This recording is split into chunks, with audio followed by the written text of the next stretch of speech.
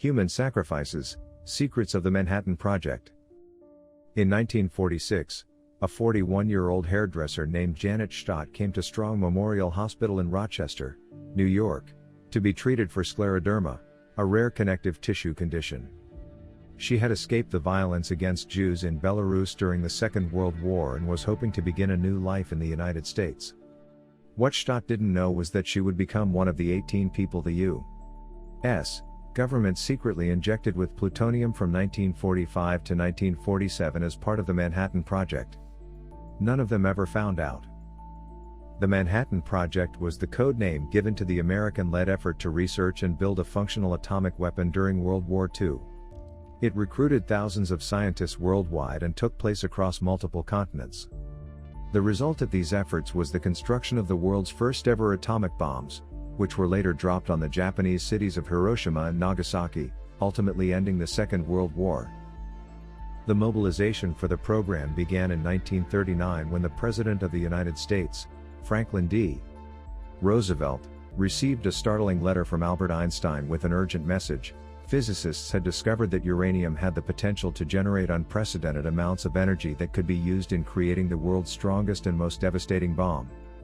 What was more urgent in Einstein's letter was that he suspected that Nazi Germany was already stockpiling this radioactive element in hopes of creating a weapon of mass destruction. After the Japanese attack on Pearl Harbor in December 1941, the United States joined the war alongside the Allied forces, and in 1942 the Manhattan Project was officially born, bringing forth an atomic revolution shrouded by secrecy, espionage, and a whole lot of controversy. While nuclear research had begun in the U.S. before its involvement in the war, the Manhattan Project stood out because it wasn't purely theoretical. Its purpose was clear-cut: build an atomic bomb before the Germans. Within a year, it became the #1 priority during the war. It got all the funding, all the resources, and all of the green lights. The research was mainly centered around the fission of uranium-235 and plutonium-238, which split and release heat and atoms with smaller atomic numbers when enriched with an extra neutron. The project's goal was to produce a chain reaction from splitting these atoms to release enough energy to trigger an explosion. Despite its name, the Manhattan Project took place all over the U.S., Canada, England, the Belgian Congo, and parts of the South Pacific. But its most famous research facility was the Los Alamos National Laboratory, located in the remote mountains of northern New Mexico. As the war advanced and Nazi Germany faltered in Europe, the focus of the project turned to Japan. After the first atomic bomb, called the Gadget, was successfully tested around 240 kilometers, 140 miles, from Los Alamos, a uranium bomb called Little Boy and a plutonium bomb called Fat Man were dropped on the Japanese cities of Hiroshima and Nagasaki. More than 200,000 people were killed instantly, almost all of them civilians. At its peak, the Manhattan Project employed 130,000 workers, and by the end of the war, the U.S. had spent $2.2 billion to produce Little Boy and Fat Man. While the research and deployment of the bombs is in itself controversial, especially with many scientists condemning it, there is another aspect of the program that is just as controversial, or even more so, but is often forgotten. At that time, the project's personnel faced many issues handling recently discovered elements such as plutonium that had unknown health risks. So, without regard for human life and safety, the U.S. government turned to human experimentation. The leaders of the Manhattan Project understood the urgency of measuring the impact of radiation on the human body and, in 1942, established a division whose purpose was to protect the health of workers and the public from radiation. They were also tasked with studying potential hazards to establish tolerance doses and develop methods of treatment.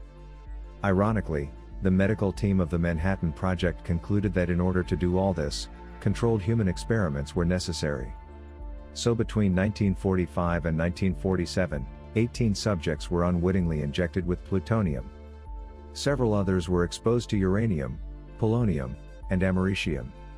The experiments were conducted at Manhattan Project-affiliated hospitals all over the U.S., knowing that plutonium might be carcinogenic, or even fatal, to the unsuspecting subjects. Janet Stott never knew that plutonium was in her veins.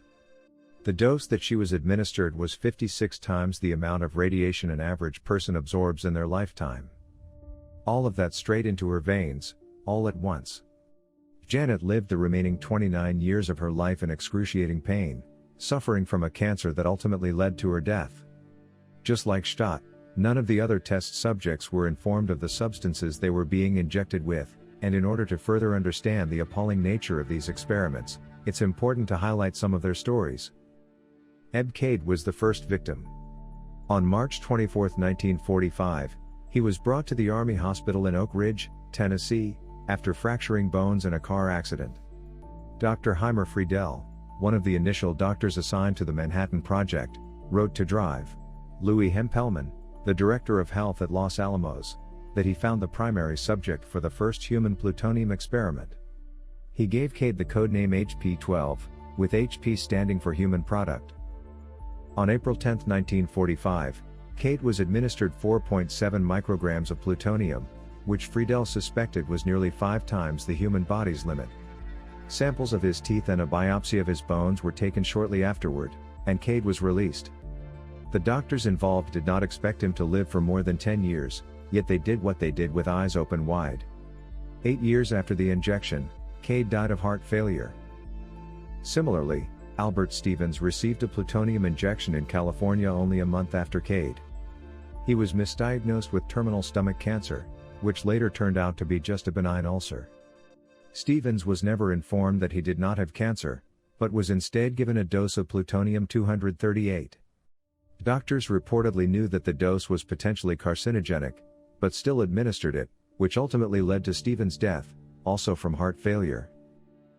Just like Janet Stott, Ada Charlton, codename HP3, was also admitted to Strong Memorial Hospital in Rochester in November 1945. 3 weeks later, she received a plutonium injection of 4.9 micrograms. Charlton was discharged in December, but she was regularly hospitalized after that until her death almost 40 years later by cardiac arrest as well. But perhaps the most questionable and horrendous case of all was that of Simeon Shaw, a 4-year-old suffering from terminal bone cancer.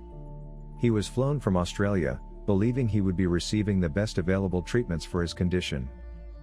What he received instead was a death sentence in the form of a plutonium injection at California's UCSF hospital in 1946. What is most shocking about Shaw's case is that he was immediately flown to Australia afterward with no follow-up on his case, and no radioactive data collected.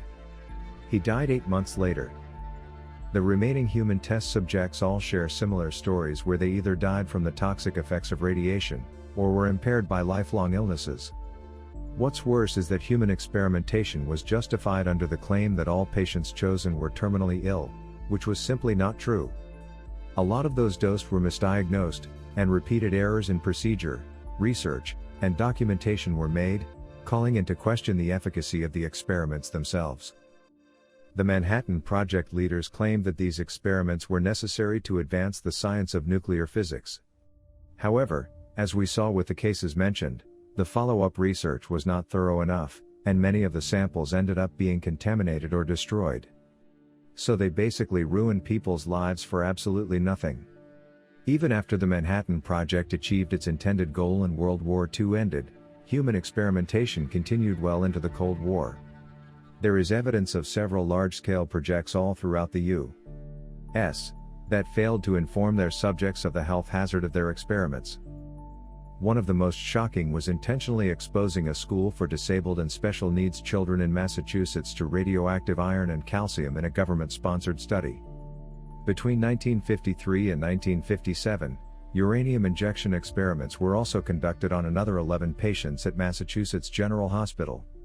Scientists concluded that uranium localized in the kidneys at a much higher rate than previously thought. Sadly, despite the experiment's results and the lives lost, the occupational standards for uranium did not change, making these human sacrifices unjustified and unnecessary.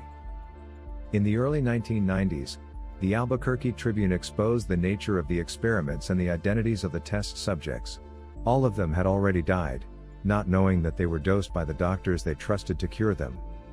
Robert Oppenheimer, the Los Alamos laboratory director and the scientist aptly dubbed the father of the atomic bomb, reportedly knew of the nature of these experiments but expressed that he did not want them conducted in his laboratory.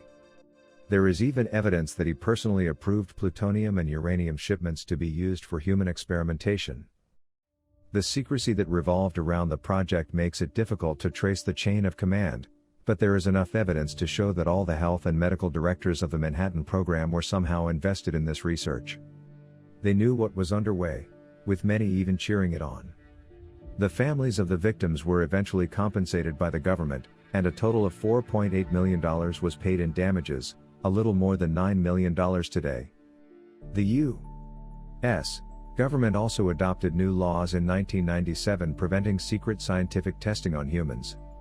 Janet Stott's nephew said that the money did not help his family get over the issue.